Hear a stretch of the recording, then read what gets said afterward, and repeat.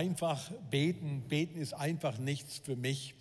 Wir sind mitten in oder haben begonnen mit der Serie und ich habe das Privileg, darüber reden zu dürfen. Beten ist nichts für mich.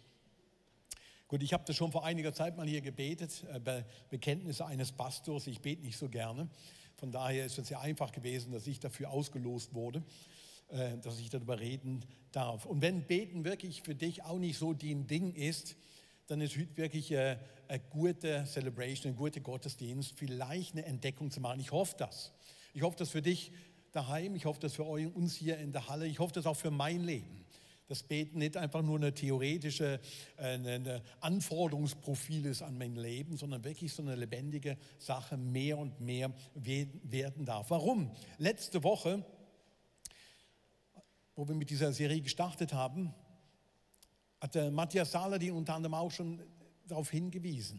Look, die Jünger und Nachfolger Jesu, es gibt eine einzige Stelle im Neuen Testament, wo sie Jesus gefragt haben, hey, bring uns was bei. Eine einzige Stelle.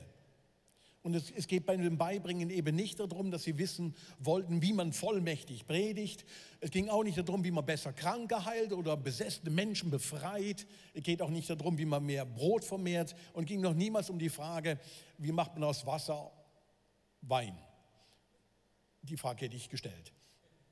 Das ist so eine wesentliche Frage, wie geht das Jesus? Die einzige Frage, die gestellt wird in Lukas 11, Vers 1, heißt, Herr, lehre uns beten. Lehre uns beten. Das ist das einzige Mal, wo die Jünger das explizit sagen, bring uns was bei. Lehre uns beten. Und warum diese Bitte? Offensichtlich haben sie irgendwas in dem Gebetsleben von Jesus so faszinierend und anziehend gefunden, dass sie irgendwo das kennenlernen wollten.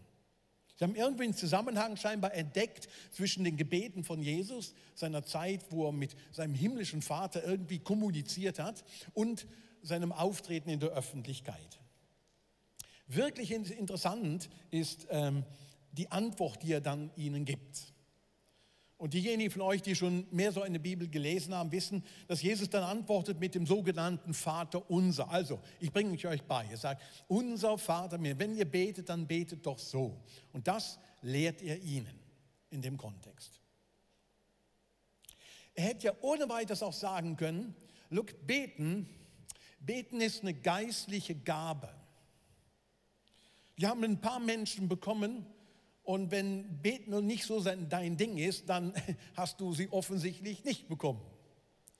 Oder er hätte sagen können, Beten, das ist ein spezielles Gen, wo manche fromme Menschen haben und andere eben nicht so stark haben. Eine geistliche Art Charaktereigenschaft. Entweder bist du damit ausgestattet oder eben nicht. Man könnte auch sagen, entweder bist du von Geburt an fromm oder, wie der Philosoph Jürgen Habermas mal gesagt hat, eher religiös unmusikalisch. Es gibt ja Menschen, die sind unmusikalisch, und dann gibt es auch Menschen, die sind religiös halt unmusikalisch. Aber nein, Jesus sagt, nein, es ist offensichtlich nicht irgendwie eine spezielle Gabe. Es ist offensichtlich auch nicht eine spezielle eigenartige Charaktereigenschaft von manchen Menschen, die Jesus nachfolgen. Offensichtlich kann man was lernen. Und dann bringt er ihnen das Gebet bei. Und für die Jünger war das irgendwie scheinbar eine Fragestellung. Man kann das, es ist nicht automatisch, dass ich das kann, beten. Beten ist was, wo wir drin wachsen können. Und das für Menschen wie mich, die jetzt eben nicht automatisch so viel beten, sondern sich wirklich das Lernen aneignen müssen.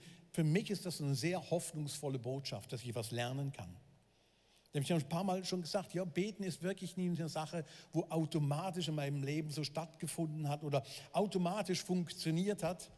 Vielleicht liegt es an meiner Kindheit, in der Kirche, wo ich gegangen bin, dass ich viele Gebete sehr langweilig fand und immer wieder dasselbe und so weiter. Und deswegen bin ich froh, dass man Beten wirklich auch lernen kann. Das ist keine fromme Übung, sondern ist wirklich eine Einladung vom guten Freund. Gebet ist Kommunikation mit einem Freund.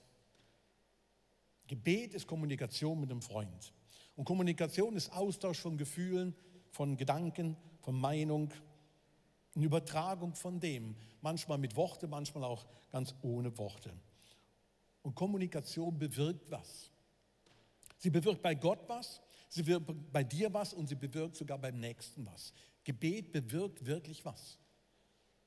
Und ich hoffe, dass wir während der Serie ein Stück drin wachsen können. Wirklich was Neues entdecken. Und mein Wunsch für heute Morgen ist, dass du hier aus dieser Halle herausgehst oder daheim im Livestream wirklich eine neue Art von Gebet vielleicht entdeckst und den Mut findest, sogar in dem Jahr 2021 mal was Neues ausprobieren. Nicht aus einer Not heraus, sondern wirklich, ja, ich möchte wirklich was Neues ausprobieren. Bevor ich aber jetzt weitermache, ich habe eine Person eingeladen, die selbst was über Gebet erzählt. Die selbst eine Reise gemacht hat im Gebet, wo Beten auch nicht immer ihr Ding war und trotzdem eine ganz neue Erfahrung gemacht hat. Und jetzt gleich kommt Sarah Machti aus ICF Basel-Land hier auf der Bühne und wenn sie nach vorne kommt, gebt ihr bitte einen fetten Applaus. Sarah, Dankeschön, dass du heute hier ein Stück Rede und Antwort stehst.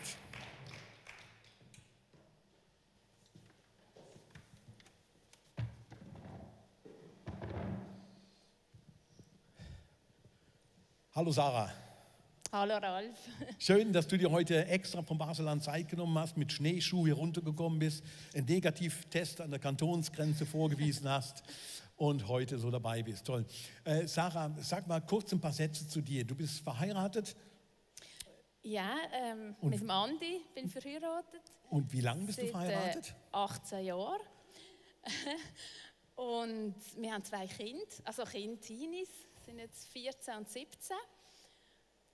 Ja, wohnen in Liestel. Was willst du noch wissen? Wo wohnt ihr? Wo wohnt ihr eigentlich? In Liestel. In Liestel. Ja. Also das ist nicht so weit, das ist gut. Ja, gut noch. Du bist schon lange im ICF, ne? Ja. Wie lange eigentlich? Also beim allerersten Gottesdienst bin ich noch Zuschauer gewesen, Besucher, und beim zweiten habe ich dann schon mitgeschafft. Da haben dann ganz viele Leute gebraucht, die mitgeholfen haben. Also weit über 20 Jahre bist du auch schon im ICF? Ja, genau. Und immer noch dabei? Ja. Halleluja, das ist eine tolle, treue Seele. Ja. Sarah, wir haben das Thema besprochen, einfach beten. Beten ist so nichts für mich. Und du hast mir im Vorfeld mit so eine Geschichte erzählt und bist heute Leiterin vom Gebetsteam im Basel-Land. Und du hast mir erzählt, du bist in einem Elternhaus aufgewachsen, wo Gebet jetzt nicht vollkommen fremd war. Also du bist durch Gebete am Tisch irgendwo mitbekommen, du bist auch in eine Kirche, in eine Gemeinde irgendwo gegangen und hast dort Gebet mitbekommen. Wie hast du ein Gebet daheim oder auch in der Kirche oder in einer Gemeinde, wo ihr wart, wie hast du das erlebt? Ja, ich bin christlich aufgewachsen und ja, daheim ist wirklich so ein bisschen das vor dem Essen beten und vor mir ins Bett gehen. Und das war schön, aber es war auch so ein bisschen Ritual, also jetzt nicht so viel mehr. Und wir sind eben regelmäßig in die Kirche, bin dort in die Sonntagsschule und alles. Und ja, dort haben wir zum Beispiel so ein Lied gesungen, «Lies deine Bibel, bete jeden Tag, wenn du wachsen willst». Und das ist so, ja, jedes Kind will wachsen, aber es ist immer so ein bisschen, ja, du solltest machen und es wäre schön und es wäre gut und so ein bisschen leichter Druck, ich habe es ein bisschen so empfunden. Und nicht irgendwie, hey, ich darf das machen, sondern es ist eigentlich etwas Mühsames, was man halt für Gott machen muss, damit er zufrieden ist so, oder damit er Freude an einem hat. Ja, und nachher auch, wenn ich dann am Gottesdienst rauf bin, so mit 12 oder so, dann mag ich mich auch noch so erinnern, dann haben wir dann so gebetet, so verschiedene haben dann gebetet, oder auch in der Bank, und dann habe ich mir gedacht, oh nein, beten, hey, nein, jetzt geht es wieder so lang, hey, wie lange mögen sie echt durchhalten? Und dann habe ich, ja, zum Beispiel habe ich auf den Pfarrer, ja, angeschaut, das war so ein grosser, und der ist immer so geschwankt, so vor und hinten, das weiss ich noch. Oder ich habe irgendwie geschaut, ja, schaut sonst noch jemand rum oder so, aber ich habe keine Ahnung mehr eigentlich gehabt, was da gebetet worden ist. Und es hat mich eigentlich nicht gross berührt. Ich habe es wirklich etwas Mühsames, Anstrengendes gefunden. Ja. Du hast mir dann erzählt, die Gebetsleben ist aber mit der Zeit wirklich nachhaltig verändert worden.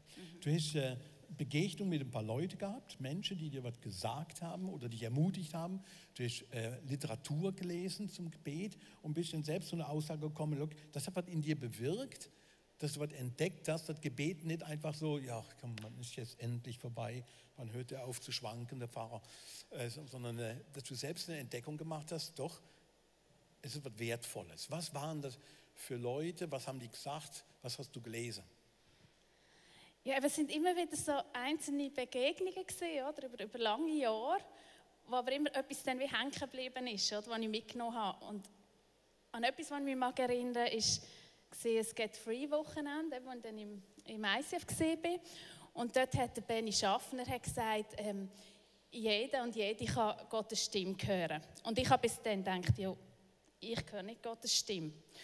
Und dann haben wir es gerade ausprobiert, haben wir jemanden dann gelost. Und dann habe ich wirklich gemerkt, hey, es ist wie, ja, es ist etwas gekommen. Ich bin zwar noch nicht so ganz sicher gewesen, ist das jetzt von mir, ist das von Gott, aber es ist irgendetwas gegangen. Und dort habe ich wie angefangen zu glauben, dass ich auch Gottes Stimme hören kann.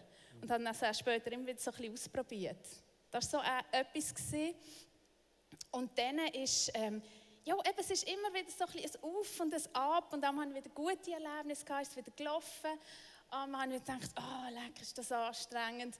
Und dann haben wir wieder verschiedene Sachen probiert, eben irgendwelche Bücher, wie man beten können und so. Aber es war nie so nachhaltig gewesen. Es war immer so ein bisschen das Anstrengende gleich gewesen.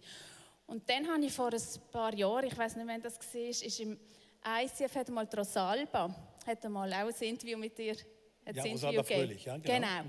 Und dann hat sie erzählt von einem Buch, «Unterwegs mit dir». Und dann hat sie gesagt, ja, das ist so ein Roman, wo eben von 4 Frauen, und die machen so einen Glaubenskurs und machen sich so auf einen Weg mit Gott, auf eine Glaubensreise.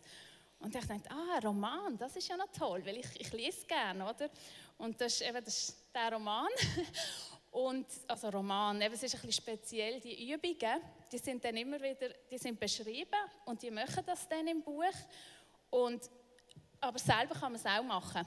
Und das völlig verschiedene Sachen sind das, zum Beispiel Glauben mit Vorstellungskraft, und Beten mit Vorstellungskraft.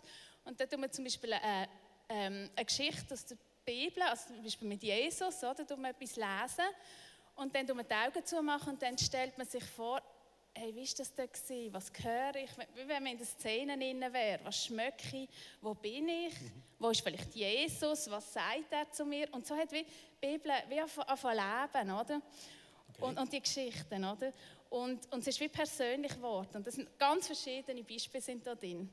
Völlig neu. Man ist irgendein Labyrinth, wo man mit dem Finger nachfahren und einfach so überlegen, was einem für Ideen kommen oder was Gott sagt oder so. Also, ja, also das hat wie gepasst. Einfach was machen? Ja, innen dann. Ja, und innen bist du mal stehen geblieben und dann hast du mal ein bisschen gelassen, ob etwas kommt, dann bist du wieder raus. Also einfach ganz neue Sachen. Das schaffe ich auch noch, das kriege ich hin. Ja, das kann jeder. Ja. Okay. Ja, und da habe ich einfach gemerkt, dort habe ich angefangen, wie mir jeden Tag Zeit nehmen, um da ein bisschen weiterzulesen. Und gleichzeitig ist es eigentlich Zeit mit Gott. Ich bin wie näher zu Gott gekommen. Und das hat wie für mich jetzt so gepasst. Und dann habe ich dann angefangen aufschreiben die Sachen, weil ich dachte, hey, das ist wichtig, das muss ich mir wie merken, was ich da höre und was ich da für Erlebnis mache. Und dann ist irgendwann wieder das gekommen, es ist anstrengend, so viel schreiben. Und dann ist mir mal so der Gedanke gekommen, wenn man es zeichnen könnte, wäre auch noch gut. Weil Bilder bleiben, also mir bleiben Bilder besser.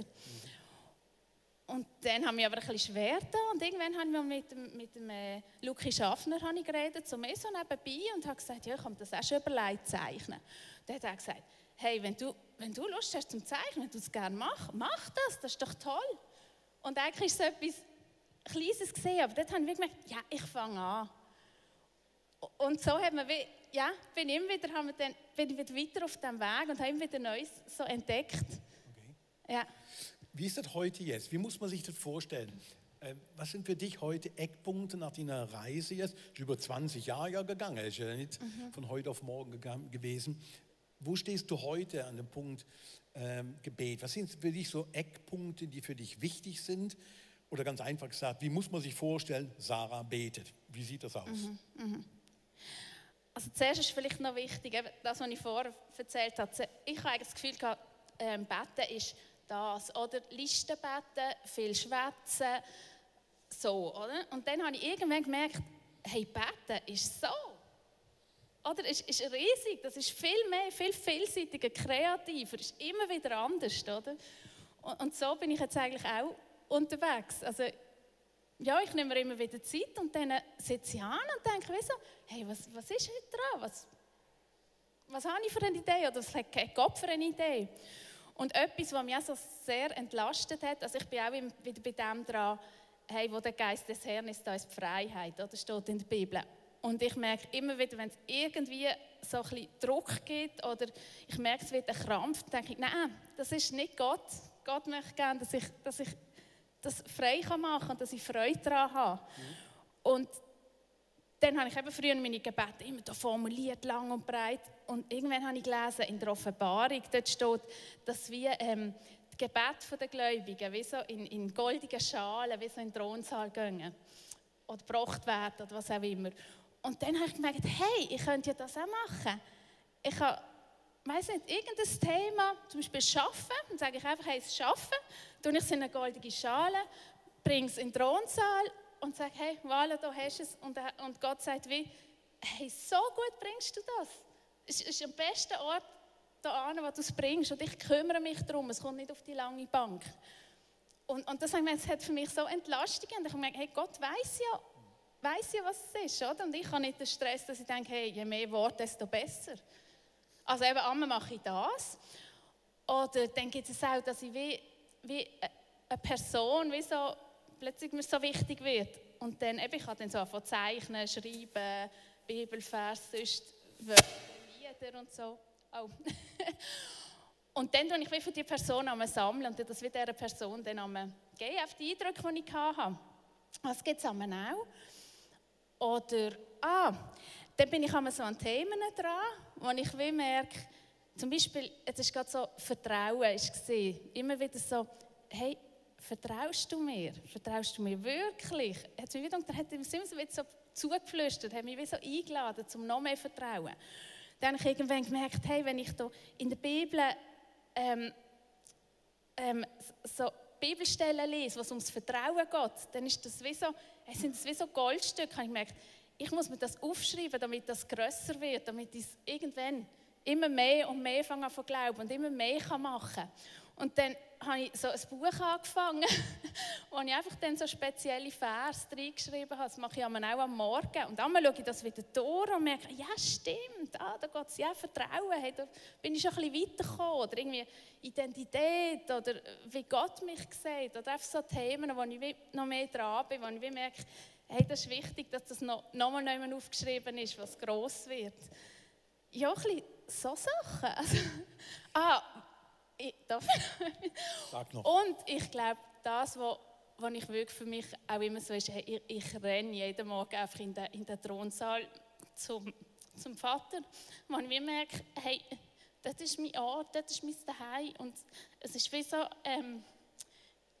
ja, durch Jesus, durch das, dass er am Kreuz gestorben ist, oder, können wir rennen in den Thronsaal als seine Kinder. Mein Freund ist bei das Allerheiligste, oder, ist zu gewesen. Nur der Hohepriester einmal im Jahr rein können. Und wo Jesus gestorben ist, da ist der Vorhang durchtrennt worden. Und durch das ist das so ein Privileg, dass wir einfach so zum Papi stürmen.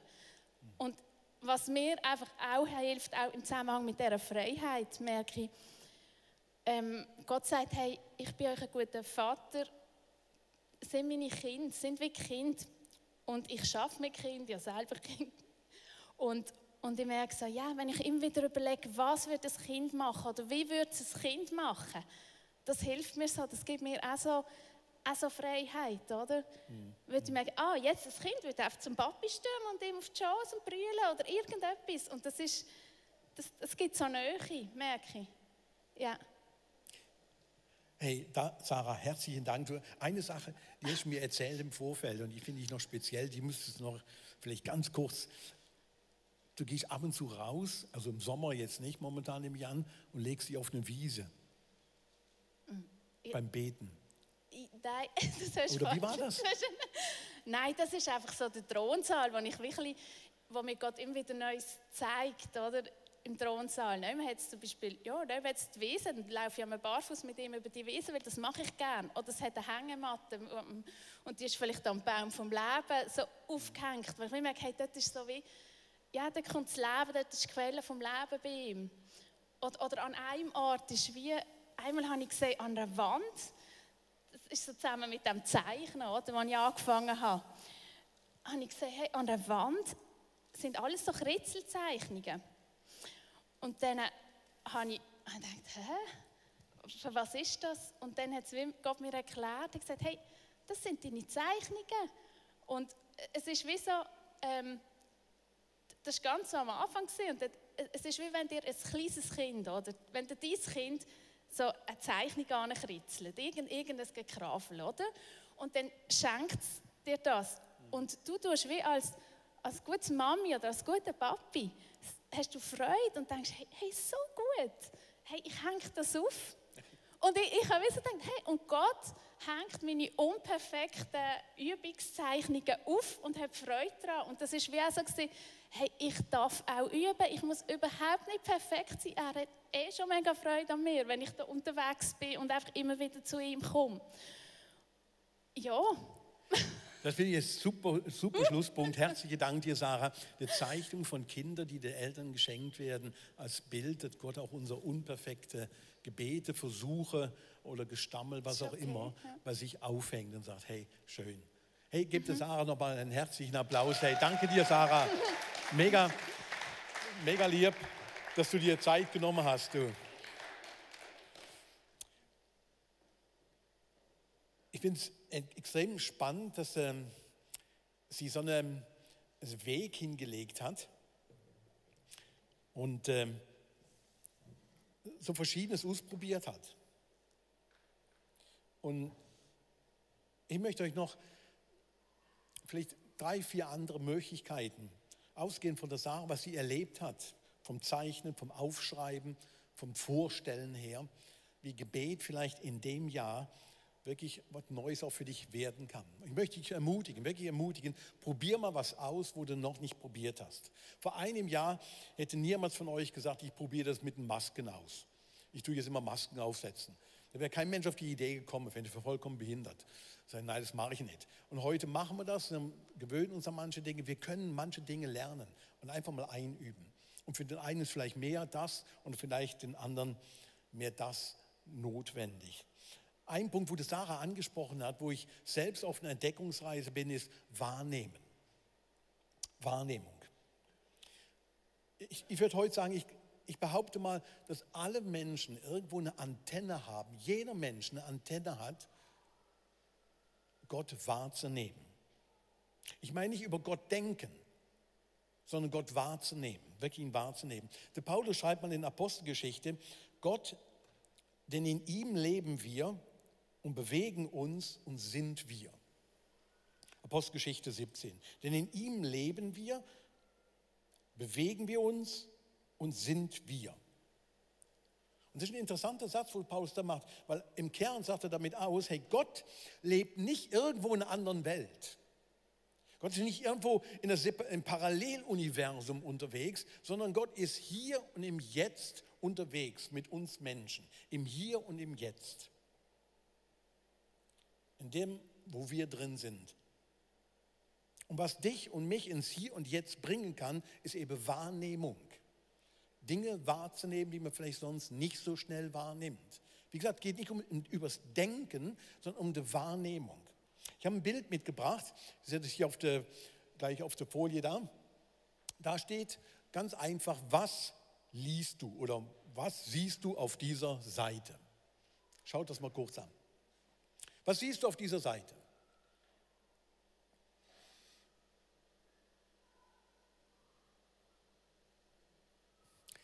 Wahrscheinlich wird der eine oder andere gesagt, jetzt registriert haben, ja, das sehe ich einen schwarzen Punkt auf dem Blatt oder auf der Zeichnung. Ah nein, es sind noch 2 kleinere Punkte, links und rechts da unten hat es auch noch einen Punkt. Einfach Schreibschrift, ein Satz, was siehst du auf dieser Seite? Einfach eine Fläche mit dem Text drauf. Aber es bemerkt, dass der rechte Strich gar nicht mit dem unteren zusammenkommt. Unten der waagerechte mit dem senkrechten rechts, die berühren sich überhaupt nicht. Es hat auch noch mehr Punkte. Beim siehst, dieser und Seite unter dem Fragezeichen hat es auch noch Punkte. Und vielleicht fällt dir auch auf, dass oben der obere Strich ganz links viel dünner ist, als er rechts ist. Ist links so gemalt. Links ist er dünn und rechts ist er viel stärker der Strich. Es sind alles kleine Details. Man muss sagen, jo, das ist jetzt ist mir nicht direkt deutlich geworden, aber das hat sehr viel mit Wahrnehmung zu tun. Das sind alles Kleinigkeiten, die deutlich machen, wir nehmen manchmal nur Ausschnitte wahr. Wir sehen was, wir empfinden was, hören was, spüren was. Und dann ist es das. Dabei gibt es noch ganz viele andere Dinge. Und manche Menschen sind mehr damit ausgestattet, die kriegen viel mehr mit, hören viel mehr, riechen viel mehr als andere. Es sind 11 Millionen Sinneseindrücke. 11 Millionen Sinneseindrücke werden von unseren Sinnesorganen, von unseren Sinneszellen pro Sekunde an unser Gehirn gesandt. Pro Sekunde 11 Millionen Sinneseindrücke. 10 Millionen gehen über die Augen. All das, was du siehst, 10 Millionen gehen über die Augen. 1 Million geht über den Tastsinn. Und 100.000 gehen über das Hören und Riechen. Und 1.000 über den Geschmackssinn. Und spätestens dann muss man wirklich sagen, das Leben ist mehr als Essen und Trinken. 1.000 nur über Essen und Trinken. Über Essen und Trinken. Und Leute, 11 Millionen, gerade mal 40 von den 11 Millionen Eindrücken, 40 von 11 Millionen verarbeitet unser Gehirn pro Sekunde. Der Rest wird geschreddert. 40 Eindrücke kann ein Mensch verarbeiten und Gehirn findet, das ist relevant für die Situation jetzt und nicht mehr. 40. Und der Rest wird geschreddert. Das heißt mit anderen Worten, es gibt eine ganze Menge noch drumherum, wo man auch sehen könnte und entdecken kann. Aber einfach, das kriegen wir nicht so mit und wir merken sich. Und eine gute Übung für Wahrnehmung und Gebet da in Verbindung zu bringen, ist, geh spazieren mit einer Kamera. Das trifft gleich 1, 2 Leute von euch nur hier, die das interessant finden. Aber es ist eine Übung für Menschen, die ein fotografisches Gedächtnis haben, die gern genauer hinschauen. Geh mit in der Kamera mal raus. Ich habe ein Bild gemacht hier von einem Moos, wo ich vor einiger Zeit mal aufgenommen habe. In einer Phase, wo es nicht besonders gut ging, mit der Seele. Ich habe diese Aufnahme gemacht und schaue sie mir immer wieder mal an und denke, wow, so viel kleine Moosdetails und Taudinger da drauf. Und Gott hat das kreiert und das ist so ein kleiner Ausschnitt von so einem Erdklumpen nur und ist voller Leben. Wir waren vor kurzem mit einer Frau und ich Schneeschuh wandern und sind durch Schnee verhängte Gegenden gegangen und so Schneekristalle anschauen. So nah rangehen, so fotografieren und daheim wieder rausholen und sie nochmal anschauen, ist für mich Beten mit einer Kamera. Wo ich auf einmal in Staunen Gottes komme und sage, wow, was für eine außergewöhnliche Größe und Vielfalt und Komplexität und Gott hält das irgendwie zusammen und ich bin auch Teil, ich bin selbst sogar Teil von diesem ganzen Sein. Beten mit der Kamera kann ohne weiteres eine neue Erfahrung sein, Dinge zu sehen, zu erleben, wo du vorher noch nicht gesehen hast. Und du kommst in Staunen und hast vielleicht eine neue Art, tatsächlich zu beten. Was Zweites, vorformulierte Gebete. Das Interessante ist, Jesus gibt den Jüngern ja eine Antwort und sagt, unser Vater im Himmel. Und er formuliert ein Gebet. Vorformulierte Gebete, so im freikirchlichen Kontext, wo wir als ICF ja auch irgendwo drin sind, das ist eher für die meisten ein bisschen komisch, wie vorformuliert. Wir sind doch ganz frei. Also kann man selbst formulieren und so weiter. Aber es gibt sehr wohl christliche Traditionen, die haben Gebete, Gebetsbücher vorformuliert und du kannst die Gebete einfach lesen. Ich kenne Zeit in meinem Leben, da habe ich so Bücher rausgenommen und habe einfach die Gebete gelesen, weil mir selbst die Worte fehlten. Und ich habe gesagt, das ist mein Gebet jetzt. Ich habe mich einfach eins gemacht mit dem Gebet und da komme ich drin vor in dem Gebet. Und vielleicht ist das eine Form, wo du selbst mal lernen kannst oder mal praktizieren kannst in dem Jahr.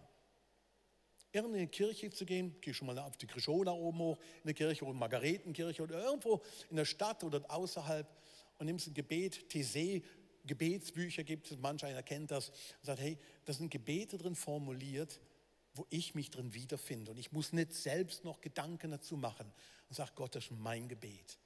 Eine neue Form vielleicht zu beten. Noch eine Form, Bodengebet. Bodengebet, also falls du Boden nicht gern hast, kannst du auch Fisherman's Friend nehmen. Die Idee kommt an sich aus Afrika und die habe ich gefunden in dem Buch hier, Beten, von Klaus Douglas. Beten, ein Selbstversuch. Er hat über 50 Formen von Gebet in den letzten 7 Jahren alle mal ausprobiert. Nicht in aller Tiefe, sondern er hat gesagt, er möchte alles mal ausprobieren, wo irgendwo mit Gebet zusammenhängt. Gebet, wo darüber hinausgeht, lieber Gott, dasselbe wie gestern Abend, sondern er wirklich nur was Neues kennen möchte. Und er hat Ikonen gemalt, er hat Ikonen gebetet, er hat Ikonen gemalt und hat gesagt, das war wirklich eine Gotteserfahrung für ihn. Außergewöhnlich, er hat fast angefangen zu fluchen beim Malen.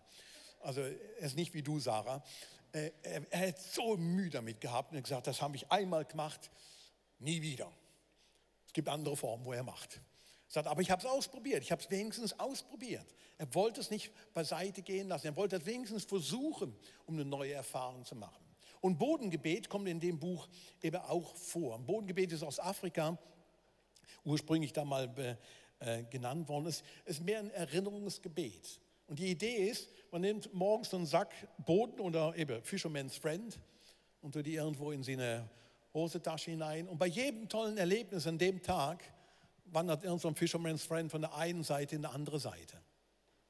Und am Ende vom Tag holst du deine Erlebnisse, die positiven Erlebnisse, die Fisherman's Friend, holst sie raus und sagst, hey, ich habe 5 tolle Erlebnisse heute. Gott, danke. Von der Tasche in die Tasche gewandert. Mit Kindern, saugut zu machen. Am Abend vom Tag nimmt eine Hand, was waren tolle Sachen heute? In jeder Finger kriegt irgendeine Bezeichnung. Heute, dafür bin ich dankbar. Und so kann man beten auf eine sehr spielerische, einfache Art und Weise, vielleicht auch praktizieren. Das Letzte, beten mit der Bibel. Jetzt würden die meisten sagen, ja, das haben wir immer gedacht, ja. Aber tatsächlich, wenn ich in meinem eigenen Leben hineinschaue, ich habe Leute, die mir prophetisch Dinge gesagt haben, ich habe viel durch Predigten Gottes Reden erlebt, durch andere Menschen habe ich sehr viel Gottes Reden erlebt, durch Widerstände, aber vor allen Dingen durch die Bibel habe ich Gottes Reden erlebt.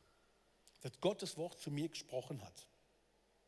Als ein Freund ihn mal fragte, wie er beten soll, da soll Martin Luther ihm eine schöne Anleitung geschrieben haben, wie man mit der Bibel beten kann. Er war der Überzeugung, die Bibel ist dazu geschrieben, dass wir betend darauf antworten. Und er hat dann gesagt, 4 Fragen können so helfen, betend die Bibel zu lesen. Wofür kann ich danken? Was muss ich bekennen? Worum will ich bitten? Und was soll ich tun? Wenn man die 4 Fragen anwendet, zum Beispiel auf eine Geschichte im Neuen Testament, im Markus Evangelium 4, wo es um eine Sturmstillung geht, wo Freunde von Jesus mit ihm ins Boot sind. Sie gehen abends auf den See Genezareth raus und es fängt mega an zu stürmen und Jesus schläft hinten im Boot. Markus 4, wenn du es mal nachlesen möchtest. Und momentan stürmt es in unserer Gesellschaft. Es stürmt an vielen Orten. Leute haben Angst, Leute sind in den Modus, wann kommt die nächste Welle? Wann schwappt die wieder in unser Boot hinein? Dann gehen wir wahrscheinlich unter und so weiter. Die Geschichte hat, finde ich, wirklich einen Realitätsbezug zu uns heute. Wie kann man betend mit der Bibel lesen? Und der Klaus Douglas schreibt auch darüber, wie man das konkret so machen könnte, gerade anhand auch von dieser Geschichte. Zum Beispiel, man könnte sagen, Gott, ich danke dir, dass du mit im Boot bist, wohin meine Lebensreise auch geht. Gott, ich danke dir, dass du der Herr über meine Stürme bist in meinem Leben. Wenn eine Möglichkeit, so diesen Text zu lesen. Und Herr, ich bekenne dir, dass jedes Mal, wenn die Wellen ins Boot schlagen, mir das Herz in die Hose rutscht. Dass ich Angst habe, Gott, dass du vielleicht die Dinge gar nicht mehr richtig im Griff hast. Das bekenne ich dir, Gott. Einfach als Möglichkeit, darauf zu reagieren. Und wo möchte ich bitten? Vater, ich bitte dich, hilf mir, wenn ich in so raue See mit meinem Leben gerate. Hilf mir und stärk meinen Glauben. Vielleicht ein Gebet, wo wir gerade in unserer Zeit momentan wirklich brauchen. Was will ich tun? Heiliger Geist, ich will ehrlich gesagt auf Wunder verzichten, wenn der Preis dafür ist, dass ich vorher in Gefahr gerate. Vielleicht ist das mehr ein Bekenntnis sogar als eine Bitte. Heiliger Geist, ich möchte dir vertrauen, wenn ich auch noch nicht weiß, wie. Aber es wäre eine Möglichkeit, so mit der Bibel zu beten. anhand von den 4 Fragen und sagen, Gott, hey, das möchte ich dir sagen. Gebet ist Kommunikation mit dem Freund. Und was ich dir mitgeben möchte, wenn du nicht zufrieden bist, gib dich nicht zufrieden, wenn du nicht zufrieden bist. Und schreib das über das Jahr 2021. Gib dich nicht zufrieden, wenn du nicht zufrieden bist. Und sag, hey, eine Sache kann ich vielleicht dieses Jahr lernen. Und vielleicht möchtest du eins dieser Bücher lesen, das von der Sarah, wo sie erwähnt hat, dieses Beten hier von Johannes Hartl, ein super Buch. Der Leo Bigger hat gerade ein Buch geschrieben. Alles Bücher, wo uns irgendwo einen Weg zeigen, hey, Kommunikation mit dem Freund ist möglich, auf verschiedenste Arten, manchmal auch mit Worten. Ich möchte euch einladen, aufzustehen und dass wir einen Moment, eine Minute Stille nehmen und mit dem in Kommunikation treten, der gesagt hat, ich bin bei dir dieses Jahr, egal was kommt. Ich bin bei euch alle Tage bis an der Weltende. Und Jesus mitten in der Zeit von dieser rauen See, wo wir als ganze Gesellschaft drin sind, wo wir wirklich manchmal schon Angst haben vor der nächsten Welle und wo unser Lebensboot nicht doch kentert und all das, was uns ausmacht. Ja, da bekennen wir Jesus. Ja, wir haben manchmal wirklich Furcht. Aber wir wissen, dass der Liebe größer ist, hast du Furcht. Und wir beten darum, dass du uns alle miteinander wirklich so als ganze Kirche noch näher zu dir hinziehst. Wir Männer und Frauen noch mehr werden, die es gelernt haben, mit dir zu kommunizieren. Mitten in der rauen See, mitten an einem schönen Tag.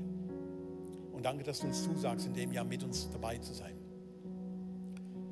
Dass wir nicht allein dadurch navigieren müssen, sondern wissen, dass du mit uns kommst, alle Tage, bis an der Weltende.